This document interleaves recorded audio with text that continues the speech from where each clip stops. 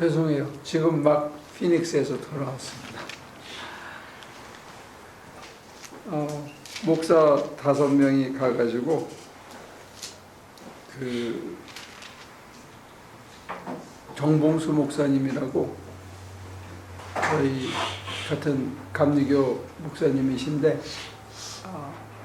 교회를 옮기셨어요. 한 2달 전에. 근데 그 교회는 알고 보니까 30년 됐대요. 근데 여러 목사님이 거쳐가셨어. 이제 새로 교회를 이제 폐쇄하기 전에 이 목사님이 가셨는데, 이제 이분의 꿈은 그 1.4에이커 정도 되더라고요. 그래서 거기에다가 들꽃이 펴서 사람들이 지나가면서 쉬고 갈 수 있는 그런 공간을 하고 싶다. 그리고 이제 거기 뭐 전기도 좀 고쳐야 되고 뭐 이렇게 해서 갔는데, 우리 정내신 목사님하고 정병준 목사님이 땅을 파는데 스프링클러를 하느라고, 이게 땅 안 파던 사람이 한 100피트만 땅을 파면 온몸이 다 아프거든요. 그래서 안 되겠어서 기계를 빌리자 그래가지고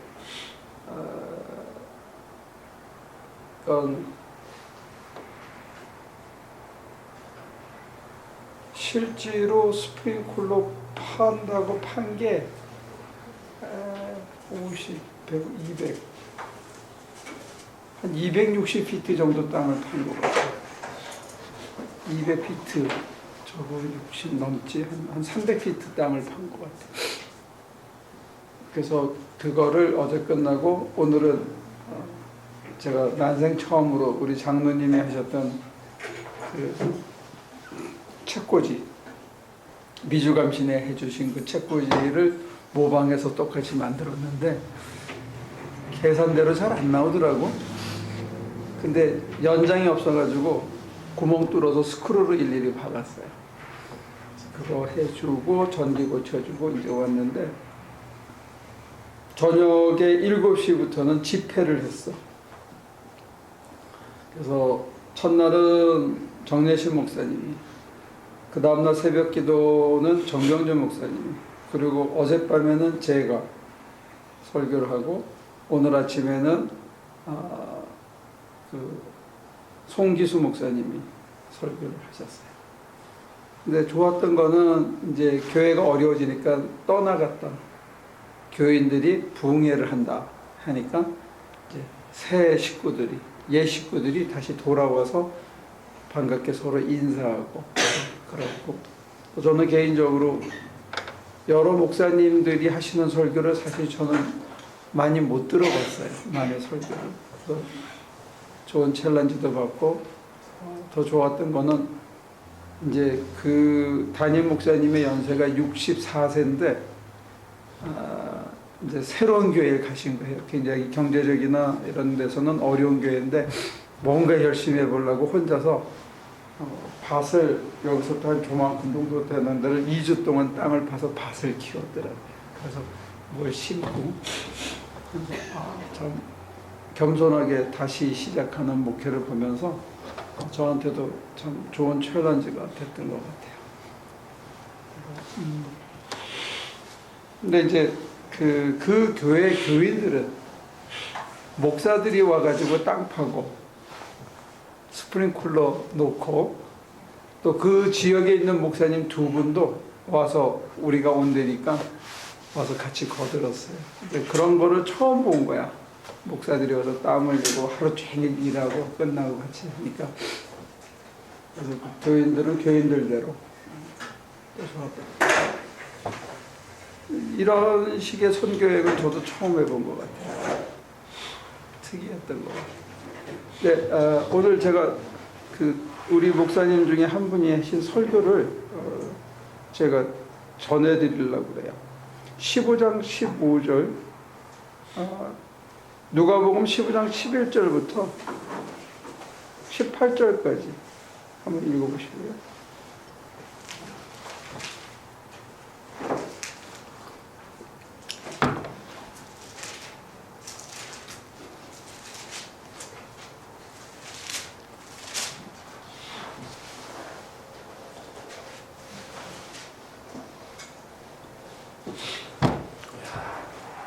예수께서 말씀하셨다.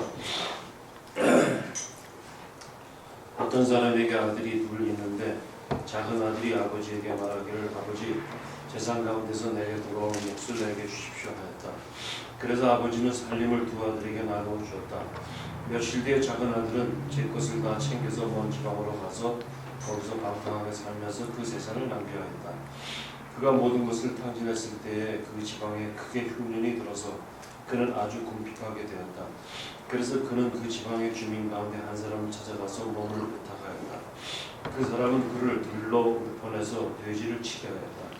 그는 돼지가 먹는 쥐염 열매라도 좀 먹고 배를 채우고 싶은 심정이었으나 그에게 먹을 것을 주는 사람이 없었다. 그제서야 그는 정신이 들어서 이렇게 말하였다. 내 아버지의 그 많은 품꾼들에게는 먹을 것이 남아도는데 나는 여기서 굶어주는구나. 내가 일어나 아버지에게 돌아가서 이렇게 말씀드려야겠다. 아버지, 내가 하늘과 아버지 앞에 죄를 지었습니다. 나는 더 이상 아버지의 아들이라고 불릴 자격이 없으니 나를 품꾼의 하나로 삼아주십시오. 그는 일어나서 아버지에게로 갔다. 그가 아직도 먼 거리에 있는데 그의 아버지가 그를 보고 치킨이 여겨서 달려가 그의 목을 껴안고 입을 맞추었다. 아들이 아버지에게 말하였다. 아버지, 내가 하늘과 아버지 앞에 죄를 지었습니다. 이제부터 나는 아버지의 아들이라고 불릴 자격이 없습니다. 그러나 아버지는 종들에게 말하였다. 어서 가장 좋은 옷을 꺼내어 그에게 입히고 손에 반지를 끼우고 발에 신을 신겨라. 그리고 살찐 송아지를 끌어내다가 잡아라. 우리가 먹고 죽이자. 나의 이 아들은 죽었다가 살아났고 내가 잃었다가 되찾았다. 그래서 그들은 잔치를 벌였다. 그런데 큰아들이 밭에 있다가 돌아오는데 집에 가까이 이르렀을 때에 음악 소리와 춤추면서 노는 소리를 듣고 종 하나를 불러서 무슨 일인지를 물어보았다. 종이 그에게 말하였다. 아우님이 집에 돌아왔습니다. 건강한 몸으로 돌아온 것을 반겨서 주인 어른께서 살찐 송아지를 잡으셨습니다. 큰아들은 화가 나서 집으로 들어가려고 하지 않았다. 아버지가 나와서 그를 달랬다. 그러나 그는 아버지에게 대답하였다. 나는 이렇게 여러 해를 두고 아버지를 섬기고 있고 아버지의 명령을 한 번도 어긴 게 없는데 나에게는 친구들과 함께 즐기라고 염소새끼 한 마리도 주신 일이 없습니다. 그런데 처녀들과 어울려서 아버지의 재산을 다 삼켜버린 이 아들이 오니까 그를 위해서는 살찐 송아지를 잡으셨습니다. 아버지가 그에게 말하였다. 얘야, 너는 늘 나와 함께 있으니 내가 가진 모든 것이 다 내 것이다. 그런데 너의 이 아우는 죽었다가 살아났고 내가 잃었다가 되찾았으니 즐기며 기뻐하는 것이 마땅하다. 이 쥐염 열매라고 있잖아요. 그 목사님 말씀에 의하면 16절에 나오는 돼지가 먹는 쥐염 열매라도 되는데 이 쥐염 열매를 이스라엘 사람들은 요한의 떡이라고 불렀대요. 재밌는 표현이잖아요. 요한의 빵. 세례 요한의 빵이었다 그래요. 그러니까 세례 요한이 우리는 석청과 메뚜기를 먹었다 그러는데 메뚜기는 부정한 음식이기 때문에 이스라엘 사람이 먹지 않았을 거라는 거예요. 그러면 이게 우리로 치면 초급 목피고 이렇게 길쭉하게 생겨서 꼭 빵처럼 생겼는데 빵인지 하여튼 그런 빵을 만든 건지 아니면 열매인지 여기서 이제 열매로 되어 있는데 그게 사람이 먹을 수 있는 최악의 음식이었다고 해요. 이스라엘 사람이 먹을 수 있는 최악의 가장 가난한 사람들이 먹는 가장 없어서 먹는 그 음식이 쥐염 열매인데 그게 돼지가 제일 좋아하는 음식이랍니다. 그러면 이제 그 분의 포인트는 뭐냐면 우리가 하나님의 아들인데 돼지하고 사실은 그 음식 먹으려고 쥐염 열매 먹으려고 경쟁하는 상황에 처할 수도 있다. 그리고 조금 더 나가면 사실 돼지는 가장 부정한 동물인데 그 부정한 동물을 치면서 그 부정한 동물과 섞여가지고 가장 최악의 상태에서 그것을 뺏어 먹으려고 개 건데 그걸 먹으려고 발버둥 치는 게 우리의 모습이 아니냐 이제 그렇게 포인트를 잡고 있고, 저희 이 본문에 굉장히 충실하게 설교를 해서 제가 참 좋았다 하고 들었는데, 그러면서 이제 제가 여러분들에게 전하는 메시지는 뭔가라고 리프렉션을 해보니까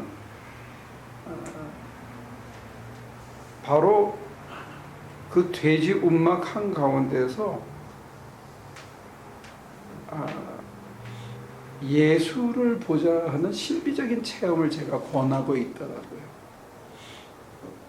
이번 토요일날 가서 이제 발표하게 될 이용도 목사님이 피도수 목사님이라는 분하고 한 1년을 같이 살았는데 사족골이라서, 그래서 그 피도수라는 피터슨, B.W. 피터슨이라고 여기 생게브리엘에서 100세 넘게까지 사셨어요. 지금도 살아 계신지 아마 모르겠어요.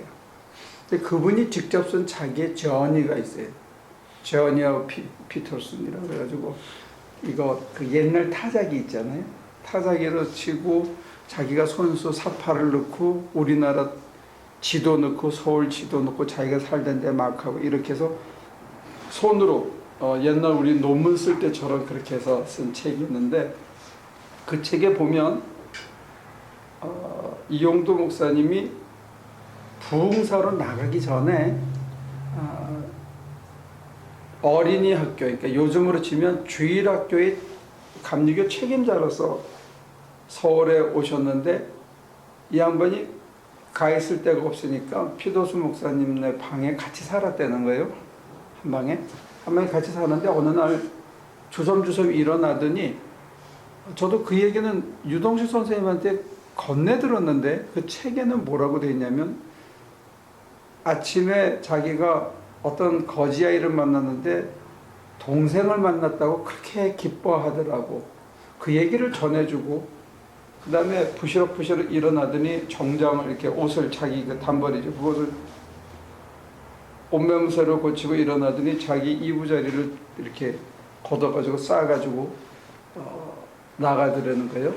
그래서 어디 가십니까? 그랬더니 그 거지 아이가 생각이 나서 내가 그래. 그랬더니 어떻게 자네도 같이 갈랜가? 하고 물어보니까 저도 가지요. 그래서 둘이 같이 1시간 거리를 눈밭을 걸어 내려갔다는 거예요. 내려가서 그 대한문 지나서 그 미 대사관인가요? 그 근처에 그 땅굴을 파고 있는 그 거지 아이를 가서 아주 오랜 아는 사람처럼 뭐 수근수근 얘기를 하더니 그 보따리를 주고, 그리고 이렇게 돌아서서 오면서 이용도 목사님이 그런 말을 했대요. 나는 오늘 강보에 쌓여 구유에 놓인 아기 예수를 보았네. 그러더라고요. 자기 걸 다 주고, 정말로 리터럴리 아무것도 덮을 게 없는 그런 상황이 됐는데, 그 삶을 이길 수 있는 힘이 뭐냐 했을 때 거기서 예수를 봤다는 거예요. 근데 그게 부흥사로 나가서 마지막 불꽃을 태우는 그 각혈 환자의 그 종말론적인 삶에서가 아니고, 소위 그 아이들의 주일학교를 가리키는 그런 이성적이고 합리적인 사유를 가진 그분이 바로 그런 체험을 했기 때문에 그런 것들을 견딜 수 있는, 이게 드디어 연결고리가 풀리더라고요. 피도수 목사의 증언은 그래요.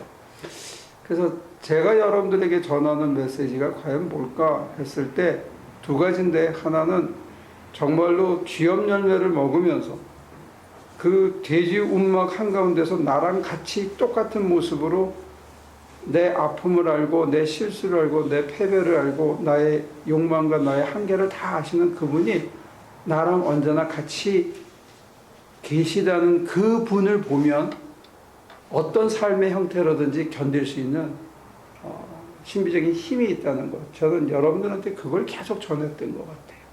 그런 의미에서 실제로 문제는 쥐염 열매를 먹는 게 문제도 아니고 돼지 움막에 던져진 것도 문제가 아니고, 진짜 인생의 문제는 뭐냐면 그 속에서 예수를 발견하지 못하는 거예요. 그 예수를 만나지 못하는 게 우리 인생의 가장 큰 난관이다. 참 신비하게도 그분을 그렇게 보면 견딜 수 있는 힘이 있더라고요. 참 신기하죠. 근데 그게 어떻게 보면 참 신비적으로 들리고 어떻게 그게 가능할까? 그렇게 하는데 저는 그렇게 믿어요. 그게 우리 신앙의 핵심이다. 뿌리다. 그게 든든히 있어요. 거기서 양분이, 합리적인 양분이 뚜렷한 것이. 그게 종교성의 어떤 그 바탕인데, 그걸 소위 영성이라고 얘기하는데, 그 영성의 깊이 없이 오늘날은 문제 해결의 하나님, 내가 기도한 문제를 해결해주고 축복받고, 이거 계속 얘기하다가 그게 안 맥히니까 지금은 뭐 이런 프로그램 저런 프로그램 해서 심리 상담이나 감동을 주는 쪽으로 교회 강단이 계속 가는데 그건 아닌 것 같아요. 내 삶의 자리에서, 그래서 제가 언젠가 여러분들한테 그랬죠. 여기 예수님의 영이, 성령께서, 하나님의 영이 여기 가득하신 게 여러분들 느껴지냐? 이건 어떤 면에서 오싹하고 섬찟하고 이렇게 털이 이렇게 쓰는 느낌도 들 수 있고, 이게 무슨 소리 하지만 여러분들이 그런 어떤 신화적이고 신비적인 걸 떠나서 온 우주에 계시되는 그 하나님, 우주를 지으신 분, 그분이 지금 이 자리에 내 옆에, 내 안에, 내 뒤에, 내 옆에 나와 함께 계시구나 하는 게 만약에 온몸으로 느껴지면 삶의 어떤 정황이 문제가 아니더라는 거예요. 우리는 자꾸 정황을 가지고 문제를 하는 것 같아요. 부정하다, 부정하지 않다. 신세 망가졌다, 신세가 망가지지 않다. 돈을 탕진했다, 실수했다, 이런 나쁜 놈이 있냐. 뭐 윤리적인, 아버지한테 뭐 돈을 달라 그랬다, 살아있는데 재산을 받아갔다, 뭐 또 별 소리를 다 할 수 있는데, 저는 신앙의 코어는 뭐냐? 그 자리에서 예수를 느끼느냐 못 느끼느냐. 저는 여기에 코어가 있었다고 봅니다. 첫째. 그러니까 두 번째는 이제 조금 다른 포인트, 같이 연결되지만 다른 포인트인데, 이 부분에 대해서 혹시 여러분들 질문이 있어요? 지난번에 우리 미셸 권사가 우리 선교 가서 테스트모니 한 거 있잖아. 내가 얘기하는 포인트가 그거예요.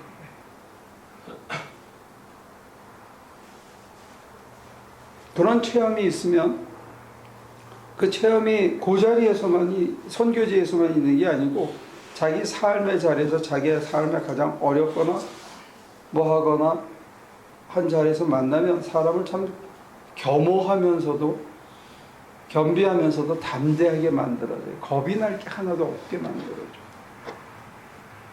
두려울 게 하나도 없어져. 이부자리를 줬으면 눈이 펑펑 쏟아지고 갑자기 날씨가 추워졌기 때문에 갖다 줬잖아요. 그러면 갖다 주고 나면 자기는 어떻게 돼요? 우리 같으면 걱정해야 되잖아. 걱정이 돼서 못 주지. 하나라도 더 덮으려고 그러지. 근데 그거를 누가 요구했느냐? 자기 내면의 깊은 곳에서 주님의 사랑이 그 사람 요구해서 줬는데, 그게 전혀 그 다음에 걱정이 안 되고 안 얼어 죽었다.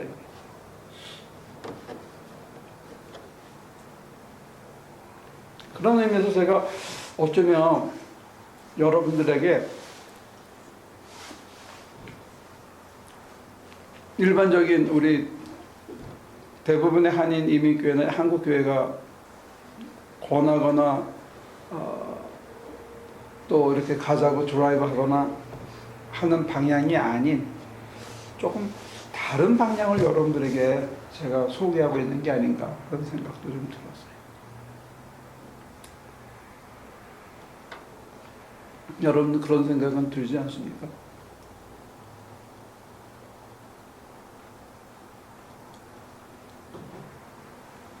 예수님이 여기 계시다. 내 삶의 가장, 제 경우에는 선교지에서 이렇게 손을 이렇게 애들이 막 흔드는데 거기 같이 이렇게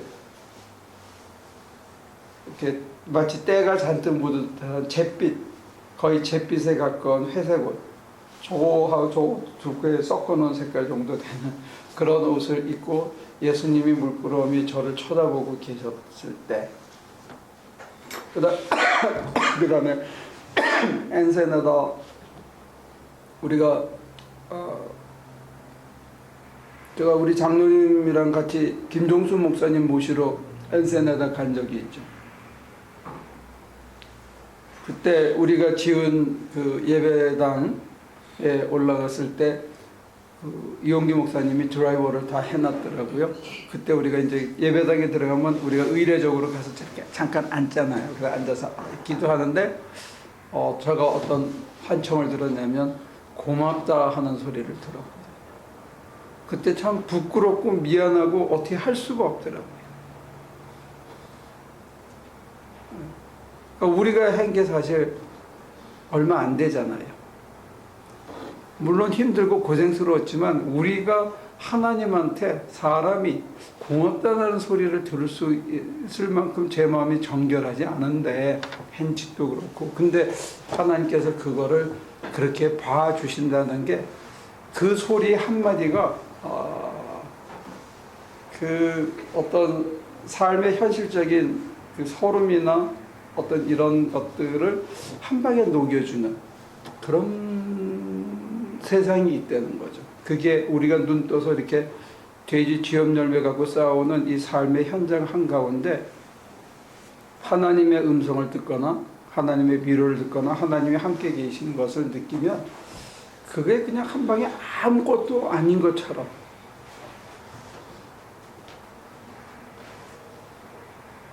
그러니까 이제 저는 그런 쪽에 포커스를 가졌던 것 같아요. 그러니까 지금 이 친구 같은 경우에는 아버지를 떠올릴 수 있었던 환경은 주머니에 돈이 잔뜩 있었을 때 밤새도록 호랑방탕하게 놀 때 정말로 빈궁해져서 사람들이 다 인색해져 가지고 돈 한 푼 안 빌려줄 때 아니면 돼지 치러 정말 하기 싫은데 억지로 가서 거기 그냥 마지못해 할 때 그것도 아니고 더 밑바닥에서 그거라도 먹어야 되겠다는 아주 인간의 생존 본능이 나오는 그때 그것조차 제대로 못 먹을 때 보면 인간한테 가장 최악의 상황인데 그 최악의 상황에서 이 사람은 하나님을 다시 찾은 거예요. 그럼 어떤 환경이 좋은 환경이냐 신앙적으로. 그러니까 여러분들은 야, 강 목사는 뭐 맨날 나보고 망하라고 그러는 거 아니냐 이거 자꾸 뭐 버리라고 그러냐 그 얘기가 아니고 어떤 상황에서든지 하나님을 만날 수 있다는 하나님이 우리랑 함께 하시는 것을 온몸으로 감지할 수 있다면 이게 사실은 웨슬레 전통의 신앙의 4대 표준 중에 경험, 체험이라는 요소가 있어요. 일상 속에서 신비를 체험하고 일상 속에서 하나님의 현존을 체험하는 이 experience of piety, 영적인 내적 체험에 대한 강조가 있는 거예요. 사실은 신앙의 가장 코어인데 이게 너무 합리적인 사람들은 이 신비의 강을 잘 안 넘어가려고 그러고 은사 중심의 그거 사람들은 충만한 상태의 어떤 그 내적인 평안과 충만한 어떤 이거에 대한 관심만 있지 삶의 크리티컬한 모멘트에 하나님이 언제나 함께 하신다는 그거에 대한 관심은 또 양쪽에 너무 극으로 간 것 같아요. 그래서 제가 여러분들에게 소개하는 이게 합리적인 사람이 보면 굉장히 신비적으로 보이고 은혜 충만, 성령 충만한 사람들이 보면 너무 또 합리적인 설명을 많이 하는 뭐 어느 쪽에서도 볼 수 있겠죠. 근데 제가 여러분들에게 소개하는 거는 신앙에는 이런 요소가 반드시 있고 이게 우리 신앙의 뿌리고 그 뿌리로부터 하나님의 성품이라는 것을 이렇게 흡수해낸 그런 요소가 있어야 된다. 그게 빠지면 신앙은 윤리가 되거나 합리적인 철학적인 설명이 되거나 아주 멋있는 설명은 되는데 우리 인간을 변화시키거나 아니면 쥐염 열매를 내던지고 아버지 집으로 돌아가는 결단의 능력은 없더라는 거죠. 근데 요거는 참 어려워요. 가진 거를 다 팔아야 밭을 사고, 밭을 사서 농약을 들이다 치고 코카콜라를 만들면서 코카콜라는 안 마시는, 밭에 그냥 농약을 때려 쳐가지고 내다 파는 소출하고 자기네 식구가 따로 먹는 채소하고 따로 키우는 농민들이 있다 그러는데, 상품을 하기 위해서는 말이에요, 그 밭에, 저도 사실은 목사가 돼놓고 사람을 섬긴다고 목사가 돼놓고는 오늘 몇 명 나왔나 하는 게 더 관심이 많을 때가 있었거든요.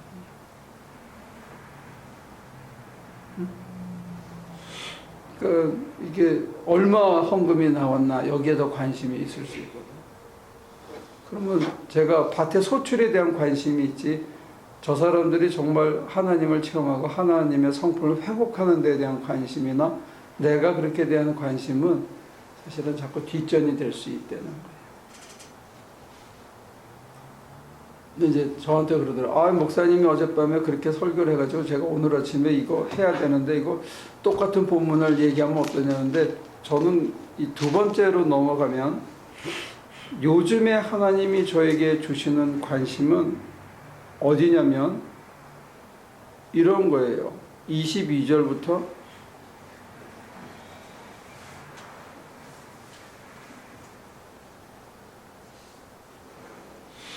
22절, 23절, 24절 하고요.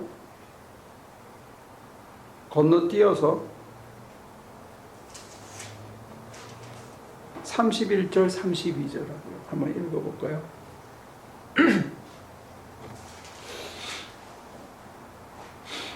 그러나 아버지는 종들에게 말하였다. 나가서 가장 좋은 옷을 꺼내서 그에게 입히고 손에 반지를 끼우고 발에 신을 신겨라. 그리고 살찐 송아지를 끌어내다가 잡아라. 우리가 먹고 즐기자. 나의 이 아들은 죽었다가 살아났고 내가 잃었다가 되찾았다. 그래서 그들은 잔치를 벌였다.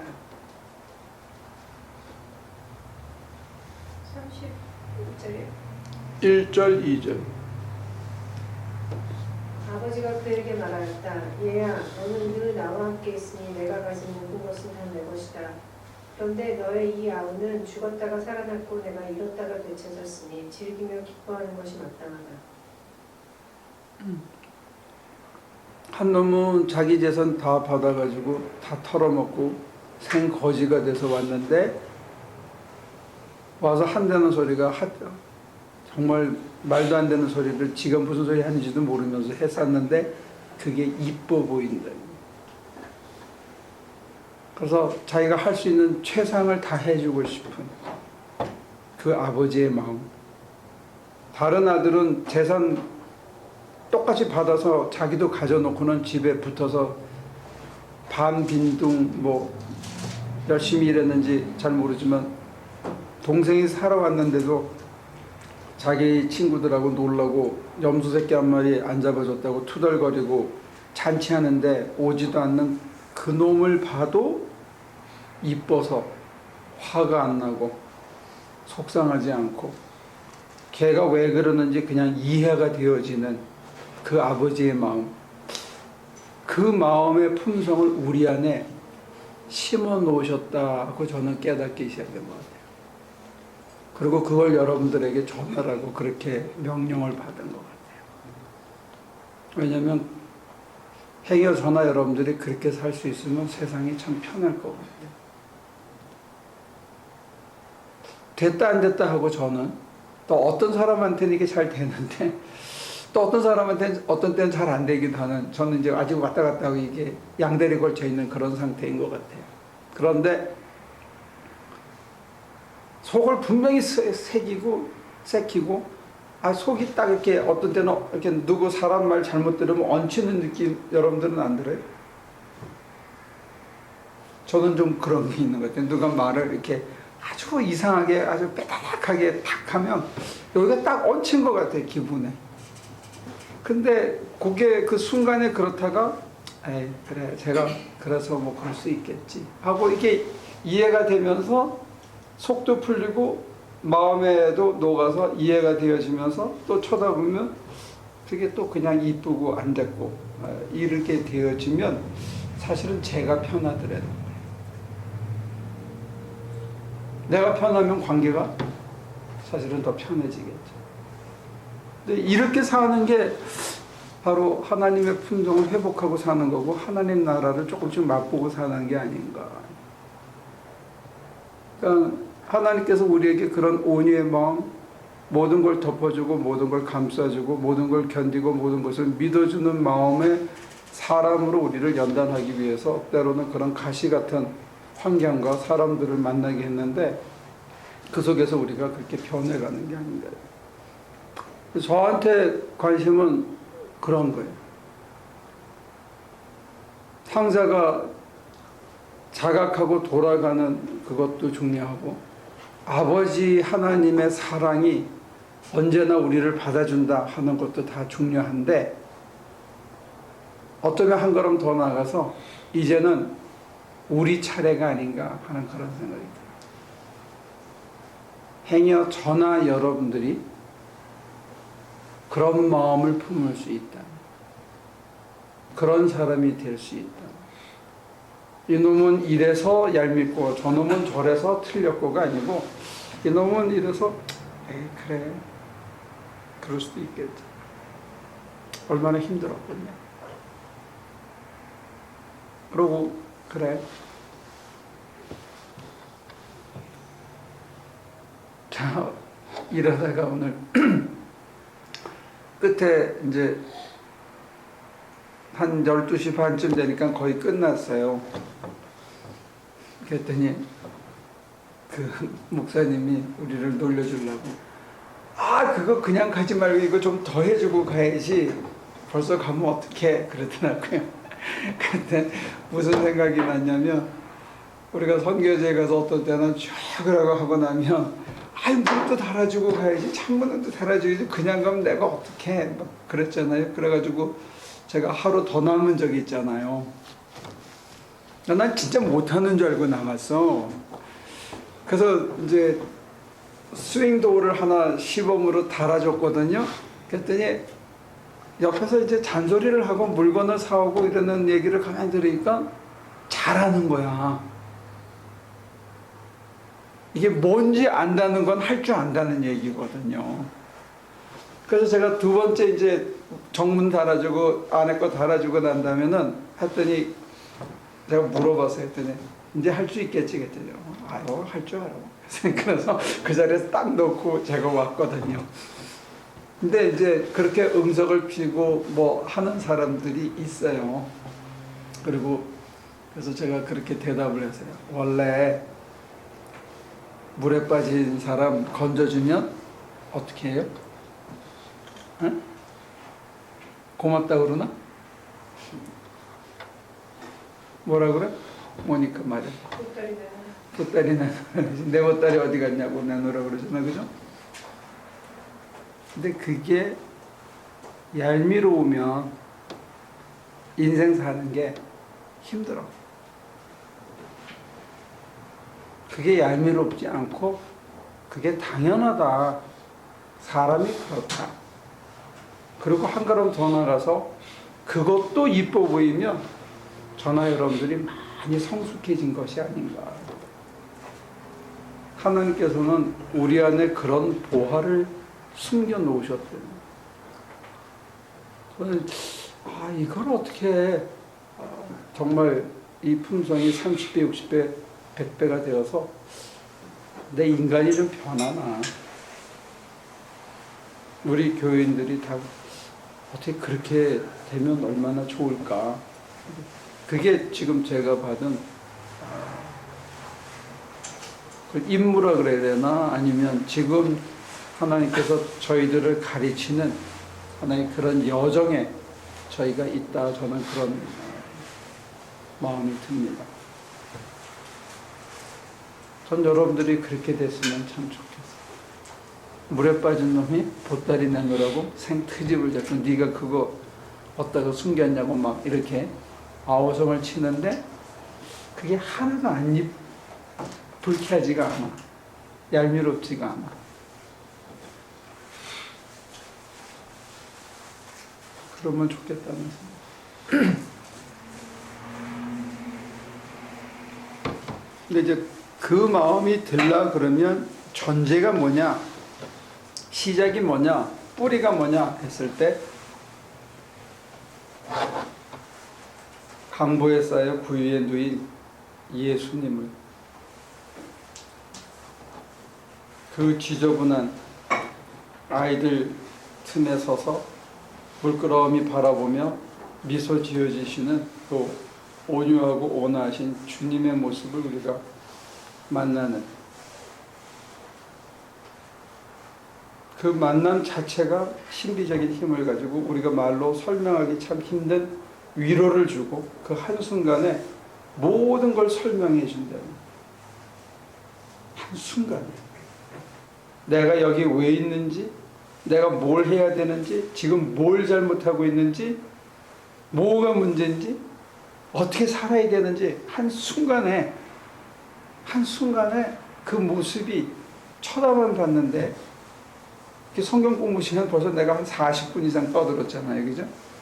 근데 그 4초에 사실은 1초 찰나에 가까운 그 순간에 모든 걸 한꺼번에 그 순간에 내가 필요해서 꼭 알아야만 되는 것들을 한 방에 가르쳐 주시는 그런 신비적인 체험이 있다는 거예요.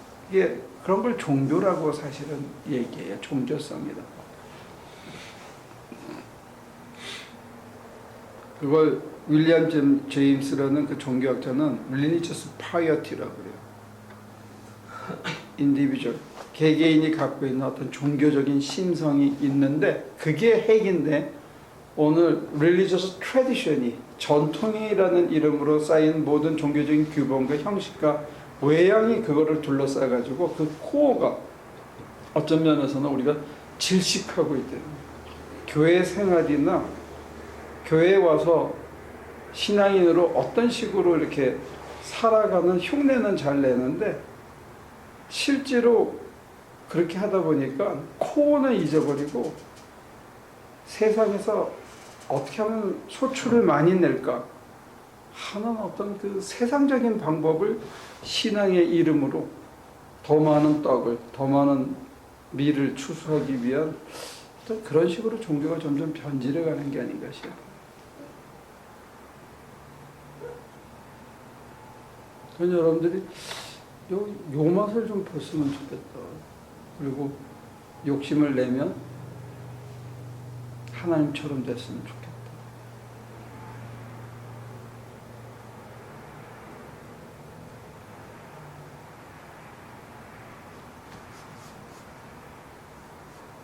그런 의미에서 보면 사람들이 자기 인생의 위기다, 참 큰일 났다, 이게 다 과연 올바른 판단일까? 꼭 그렇지 않을 수 있는데, 위기는 자기 심장이 방만해질 때,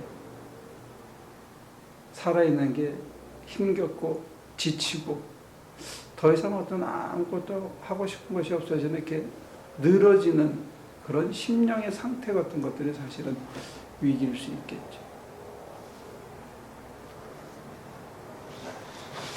자, 오늘 제가 전할 말은 거의 다 한 것 같아요. 여러분들 하실 얘기 있습니까? 질문.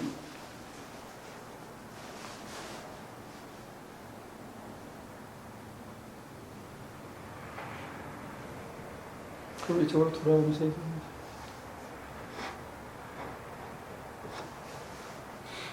할 말이 있어.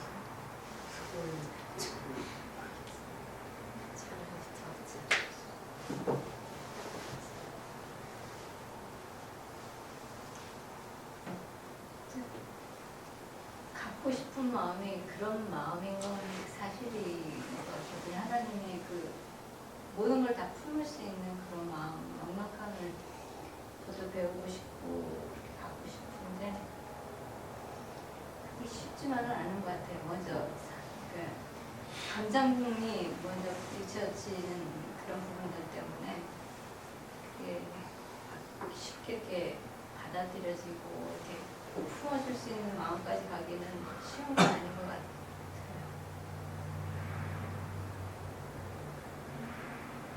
오늘 오면서 저기 나리에서 뉴스 시간에 그 한국에서 그래도 강남에 잘 사는 분이 가족을 죽이고 자기 뭐 그런 얘기가 나오더라고요. 본인은 절망적이라서 뭐 그런 일을 저질렀겠는데 여유도 있는 사람인데 아파트 팔면 뭐 충분히 빚도 갚고 살 수 있는 그런 형편인데도 자기 그 여태까지 살아온 그거를 못 하니까 이제 절망돼서 이제 자살하고 뭐 죽이고 이제 가족들을 죽이고 뭐 그런 일이 있었다고 그러더라고요. 그걸 들으면서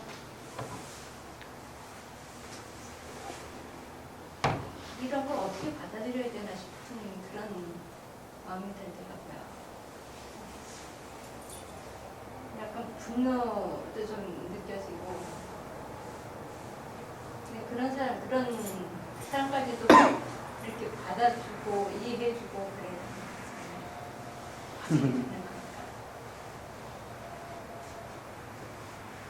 그러네요. 자살에 관한 어두운 백서라는 책이 있는데 그 책을 보면 사람이 어느 순간에 가면 절벽을 느낀대요. 자기가 넘어갈 수 없는. 그러면 그때 선택하는 방법 중에 하나가 자살이다. 그렇게 이제 그 사람은 설명을 하는데 저는 그 책을 보면서 우리 신앙인들은 그 벽을 기어 올라가다가 손톱이 빠져서 절망하고 이제 틀렸다고 포기하는데 갑자기 하늘로 붕 올라가는 느낌을 경험하는 거. 그게 우리 개신교가 얘기하는 신비 체험이거든요. 그래서 그게 벽이 더 이상 존재하지 않는 거야. 그래서 가만히 들여다보면 이 벽이 이렇게 돼가지고 여기로 빠져나갈 수 있는 그 사이로. 앞에서 보면 벽인데 여기로 들어갈 수 있는. 근데 그 순간에 내 눈에는 절벽으로 보이고 그 사이로. 그래서 여기서 어디죠? 40번 타고 올라가다 보면 하염없이 가는데 길이 가는데 진짜 절벽이야. 어마어마하게 높은 절벽 한 건들 보통 이렇게 돌아가잖아요. 산이 높으면. 근데 이게 그냥 가. 이상하다 처음에는 이상하더라고요. 근데 그 벽 사이로 계곡이 흐르는데 고불고불. 그 사이로 길을 해놨어. 기가 막히다. 콜로라도 가는 길. 여러분들 가본 사람 있어요? 한번 가면 특이한 체험을 합니다. 저는 그렇게 생각해요. 사람이 쉽게 잘 안 죽는다. 쫄지 않고. 근데 너무 자살하는 사람들이 많이 나오니까 그런 사회적인 분위기도 있는 것 같아요. 교회가 대답을 줘야 되는데 저는 그 대답 중에 하나가 신비체험이라고 생각해요. 구유에 누워 계신 아기 예수를 만나는 체험.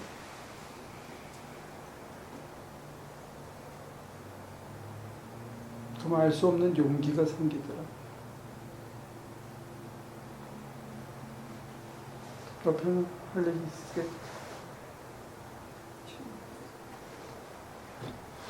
뭐니?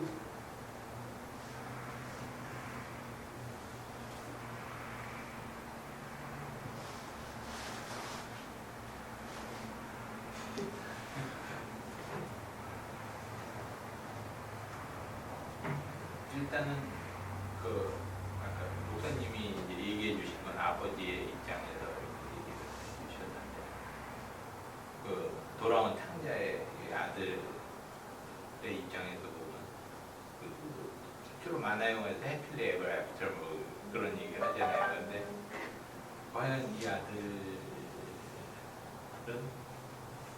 그 파티를 해줌으로 인해 가지고 또 잊어버리지 않을까? 우리들처럼. 조금 지나면 또 달라고? 그러겠죠. 그러니까 그 모습에서는 좀 해석이 더 있어졌으면 하는 것도 있고, 그리고 또 권사님 말씀 들었을 때, 그러니까 이게 현재 문제들에 있어서, 그러니까 하나님이라는 이름을 자기 머리에 짊어지고는 인간들이 지금 행하는 거를 볼 때도 너무 자괴감을 느끼니까 오늘 지금 프랑스에서 또그 이슬람 애들이 또 주겠다니까 아직 뭐 얘네들도 다 하나님이 시켜서 하는 거니까는 걔네들도요. 그런 모습들을 볼 때 그리고 기독교인들도 저는 오늘 또 갑자기 그 생각이 나더라고요. 그러니까 또 그 신비주의에서 너무 사로잡혀가지고 그 12월 14일 날 4시 30분에 전쟁 난다고 했던 여자 전도사가 있었잖아요. 그래가지고 그랬어요? 네, 젊은 전도사 여자가 있었어요. 그래서 그 사회적인 이슈가 됐죠. 그래가지고 교포 전도사인데 그래가지고 노아의 방주를 띄워가지고 한국에 있는 국민들을 전쟁으로부터 피난을 시켜야 된다고 난리를 쳤어요. 그래가지고 사회적 기독교에서도 이슈가 되고 한 사회적인 이슈고 그랬는데 역시 12월 지나갔잖아요. 그래가지고 오늘 갑자기 궁금해가지고 걔 그러면 지금 또 무슨 얘기를 하고 있을까라고 해보니까는 아무 얘기는 없는 거죠. 그러니까는 사람들이 저는 하여튼 요새 제일 많이 한계를 느끼는 건 하나님 이름을 자기 머리에 짊어지고는 자기 무책임한 행동들을 하는 거를 봤을 때 굉장히 중요한 포인트를 꺼냈는데 기독교 2000년 전통에서 신앙의 이름으로 나 살라고 계시받았고 나 이렇게 하면 우린 산다라고 하는 건 다 가짜예요. 신비주의의 핵심은 뭐냐면 그 신비적인 힘 때문에 내가 예수처럼 모든 걸 다 주는 걸 실천하고도 전혀 아깝지 않은 거. 보네포 같은 사람, 마틴 루터 킹 주니어 같은 사람들도 막판에 신비주의자거든요. 신비적인 예수가 함께하는 그것 때문에 자기 목숨을 의를 위해서 희생제물로 내려줬는데 전혀 아깝지 않은, 이게 사실은 기독교가 추구해온 신비주의예요. 그러니까 내 입던 내 덮던 마지막 이불을 주고도 춥지 않은 마음이, 그게 사실은 신비주의지. 나 계시받아서 이렇게 하면 산다, 우리 모여라, 나 다른 별로 간다, 이거는 다 가짜예요. 이기주의. 그 마음속에 나 살고 나 잘 된다는 내가 살아있는 거는 신비주의는 아니에요. 계시를 빙자해서 뭔가 본 거를 가지고 자의적으로 해석한 거죠. 자기 마음대로. 이타적인 삶의 핵심이 예수님인데, 예수님처럼 된다고 하면 예수님이 자기 살 거면 겟세마네 동산에서 환상을 봤으면 도망가야지. 방주를 만들거나 제자들과 야 우리 사막으로 어디 가면 산다, 그렇게 했어야 그게 기독교의 모습이어야죠. 그렇게 되면. 그렇지만 당신이 죽었고, 더 놀라운 거는 달아났던 제자들이 와서 자기 스승처럼 똑같이 다 죽었거든요. 그러니까 그 맥이 쓴 거죠. 기독교를 현실에서는 자기 희생의 종교라고 하는 게 뭐냐면 자기를 다 줬는데 거기 기쁨이 있더라고요. 자기를 다 줬는데 망하지 않다는 거죠. 태호 씨는 뭐 할 말 있어요?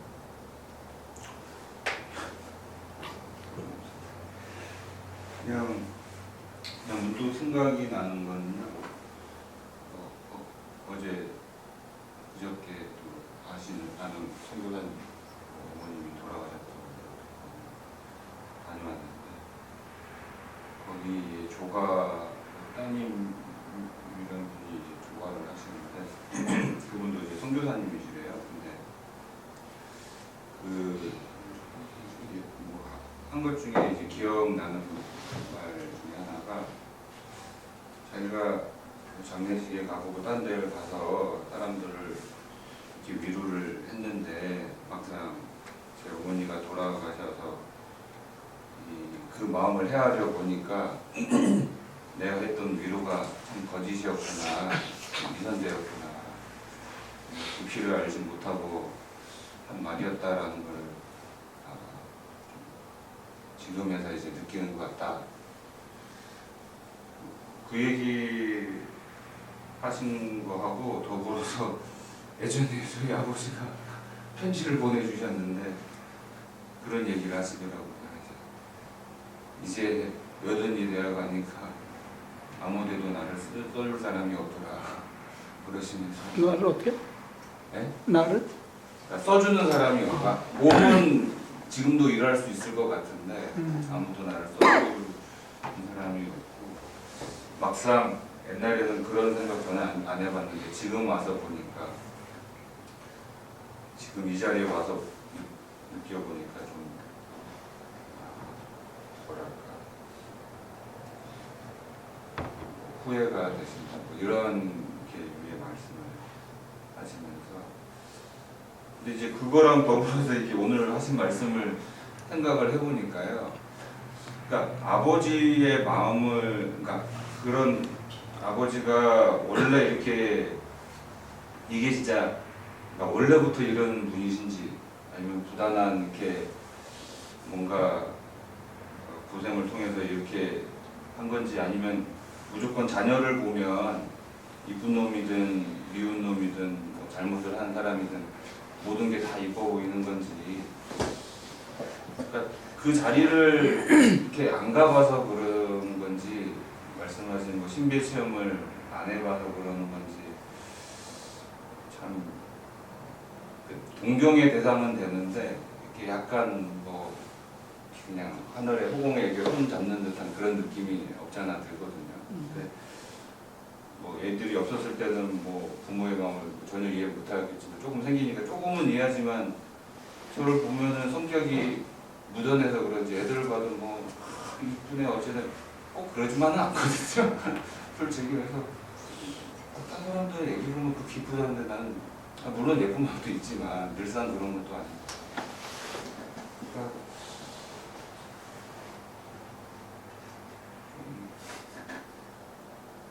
그런 것 같아요. 결론은.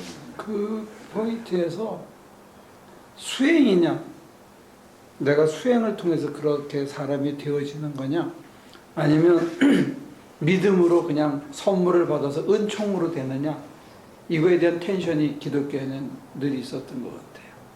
은총이다, 우리는 할 수 없다.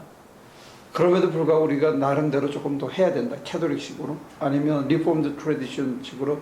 이건 철저히 은총이고 불가항력적인 은혜 때문에 그런 거지, 우리는 아니다. 이 두 개의 텐션은 있는 것 같아요. 그러니까 최근에 뭐 아는 애들 얘기를 해보면, 제가 이제 저희 교회 얘기 막 하고 하면은 그렇게 노력한다고 되는 게 아니에요. 계속 저한테 그러는 거예요. 아니 이건 노력이 아니라 이렇게 예수님의 삶이 그러하셨고 바울의 삶이 그러하셨고 우리도 그렇게 좋은 뭐 따라가야 되는 거 아니겠느냐. 꼭 이해를 꼭 뭐랄까 하나님의 은혜 쪽이지 왜 이렇게 사서 고생하는지 모르겠다라는 식으로 꼭 얘기를 많이 듣곤 하거든요.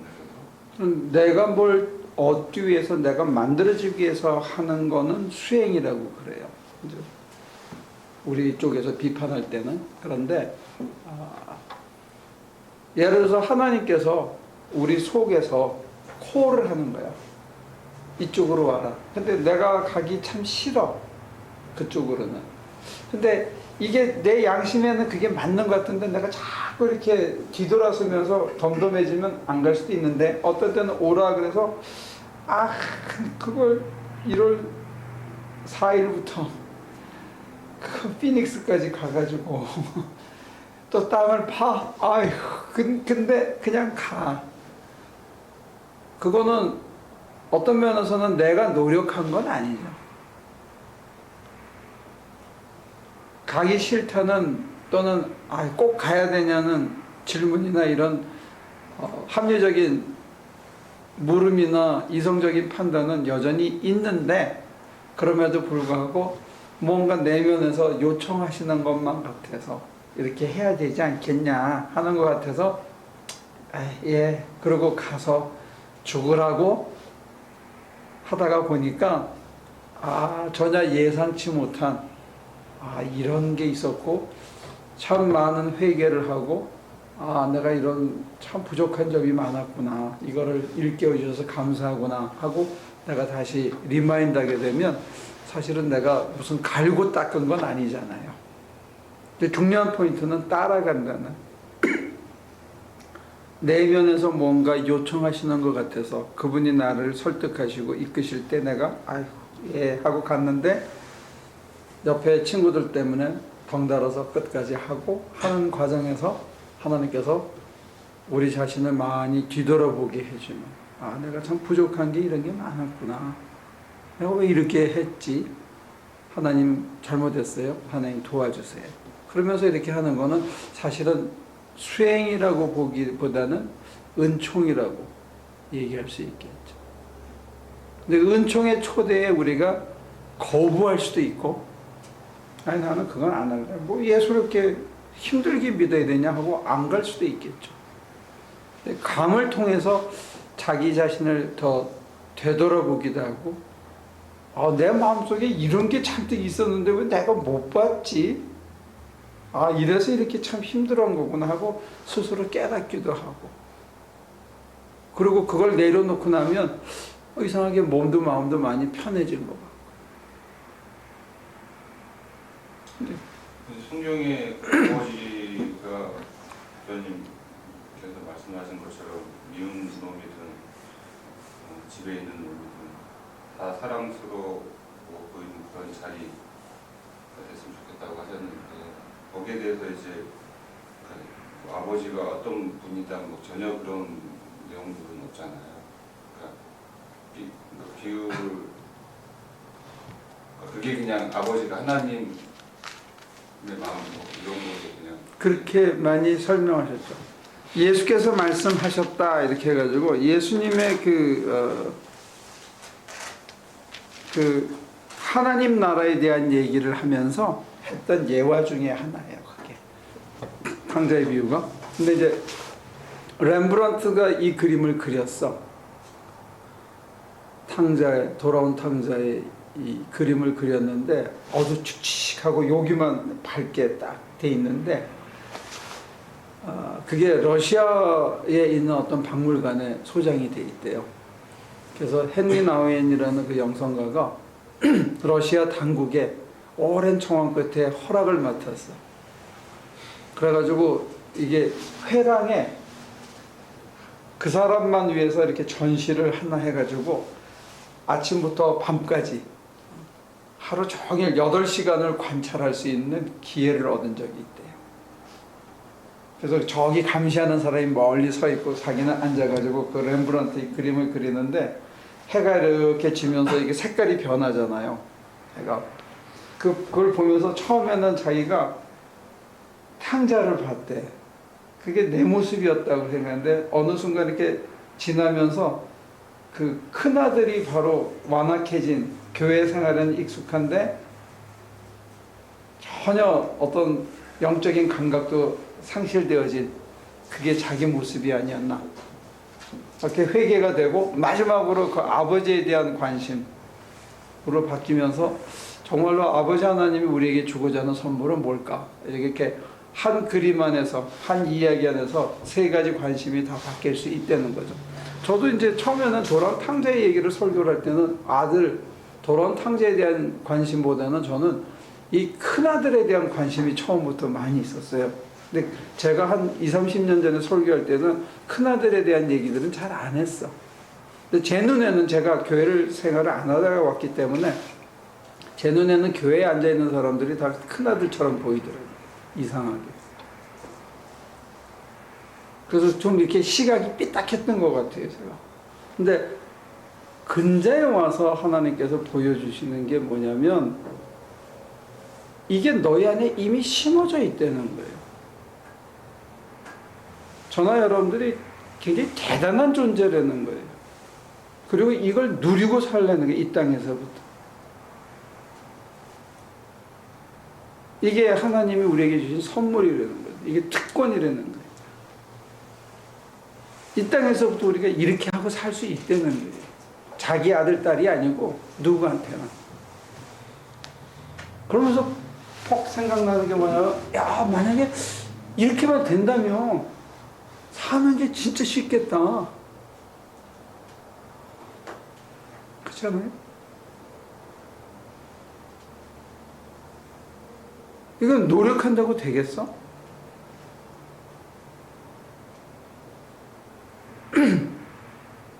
내가 이렇게 해야지 하고 마음 먹으면 그 다음날 당장 걸려서 열부터 나겠지. 그런 사건이 더 벌어지기 쉬울 때.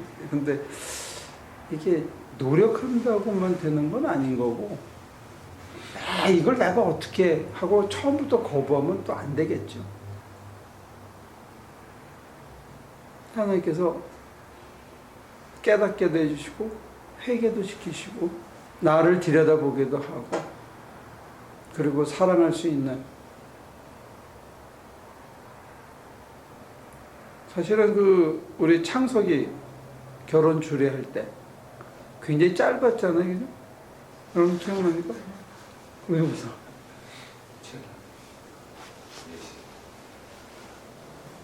저는 그래. 근데 우리 미스터 배도 엔세나다 가서 간증한 것처럼 우리는 사랑이 막 burning love, 화끈화끈한 거, 막 뿅 가고 막 찌릿찌릿한 거, 이런 걸 주로 사랑이라고 하고, 이뻐 보이고 막 이걸 사랑했는데, 성경이 얘기하는 사랑은 오래 참고야, 오래 참고.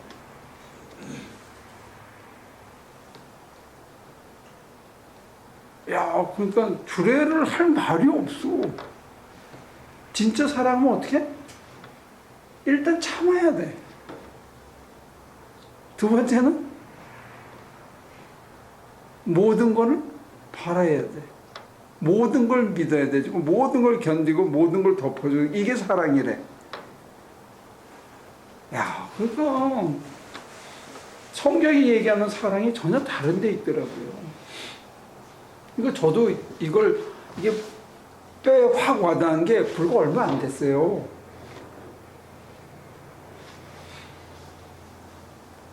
모든 거라는 거야, 모든 거. 응? 밭에 감춘 보화를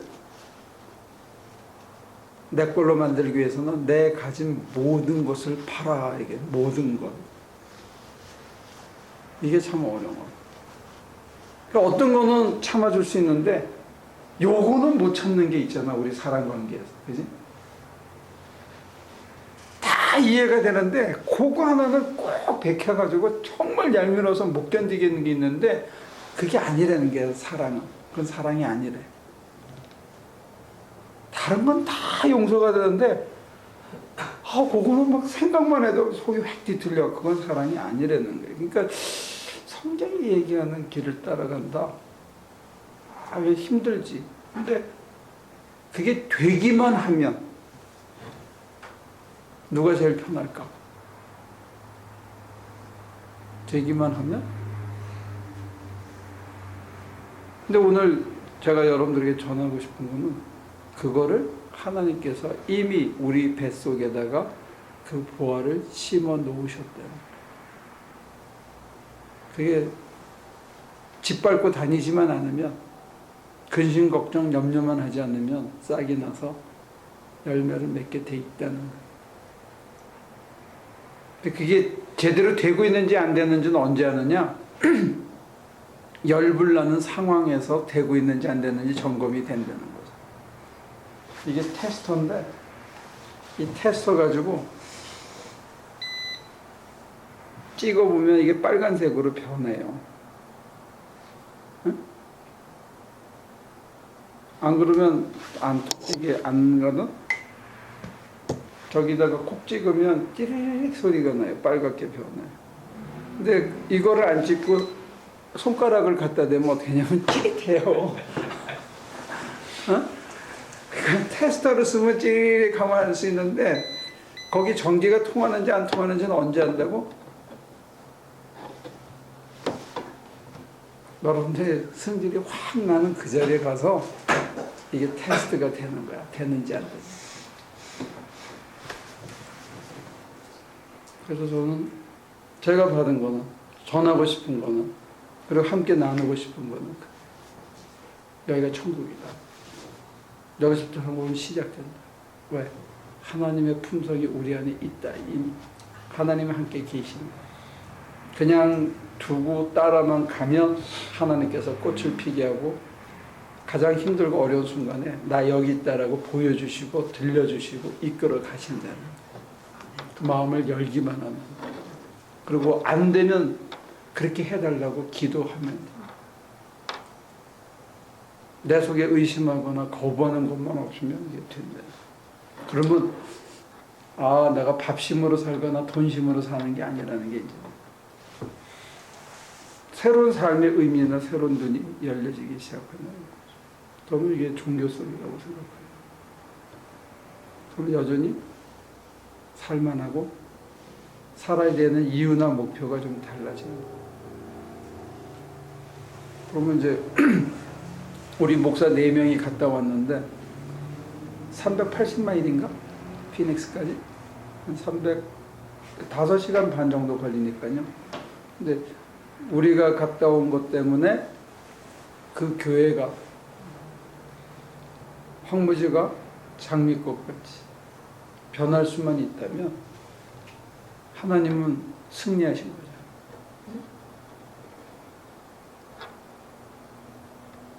네 사람이 3박 4일을 쓰셔서 하나님이 뭔가를 꽃을 피우신다면 승리하는 거죠. 근데 부름받은 놈은 어떻다고? 삽질을 곡괭이질을 죽으라고 해요. 저는 이번에 노예들이 3명이나 있어가지고 아주 편하게 입만 갖고 했거든요. 저는 그렇게 스프링클러는 하고. 그랬더니 하나님께서 마지막에 사람들은 정리하는데 저는 에틱에 올라가가지고 루즈필을 해놨더라고. 그랬더니 움직이니까 막 땀이 나가지고 마스크가 전부 물이 찼어. 그래서 숨을 나중에 못 쉬겠더라고. 그래서 결국 마스크를 못 쓰고 황제 노역의 결과가 그런 거더라고. 그래서 한 1시간 동안 에틱에서 정말로 마지막 진을 다 뺐는데 그래서 지금 목소리가 제가 같잖아요. 근데 그걸 하나님이 쓰셔요. 기쁘게 받으셔요. 그러면 어떤 새로운 눈과 안목과 자기 삶을 점검할 수 있는 그런 모멘텀으로 쓰시는 것 같아요. 여러분들에게도 그런 은혜가 있기를 기원합니다. 기도할게요.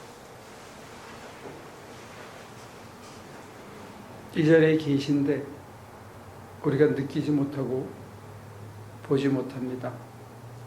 하나님, 우리의 영적인 감각을 회복시켜 주시옵소서.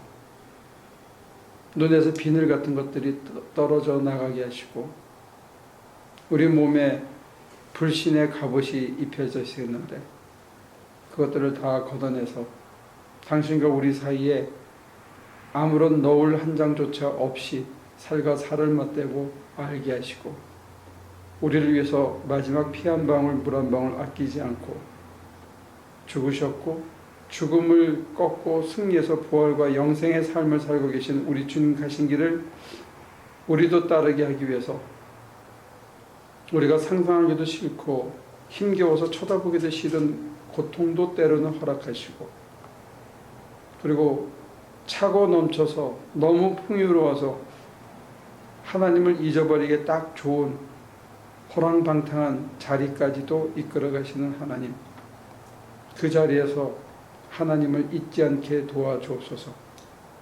쥐업 열매를 먹을 때도 하나님을 잊지 않게 하시고 삶의 가장 추악한 짓을 할 때도 하나님을 잊지 않게 하여 주옵소서. 그래서 우리가 점점 하나님의 형상을 회복하고 하나님의 품성을 닮아가고 우리 안에 심어놓으신 그 보물이, 그 보화가 30배, 60배, 100배의 열매를 맺어 온 세상에 나눠주고도 모자라지 않도록 우리를 키워가시고 인도하여 주옵소서. 하나님의 품성이 우리 안에서 날마다 꽃을 피고 열매 맺는 기쁨을 함께 누리는 삶이 되기를 간절히 바라와 예수님의 이름으로 기도합니다.